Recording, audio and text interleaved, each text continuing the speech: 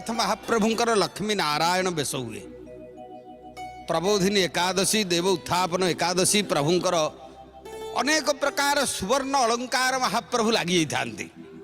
ये दिव्य वेश को दर्शन करने कारण पूर्व दिवस जहाँकि महाकार्तिक मास शुक्ल पक्ष दशमी पर्यंत प्रभुंकर राधा दामोदर बेश होता है। नलीभुज प्रभु धारण किंतु ये जो एकादशी बड़ एकादशी जहाँ को लक्ष्मी नारायण एकादशी आम कहे महाप्रभुंकर से दिन श्रीभुज लगी हुए।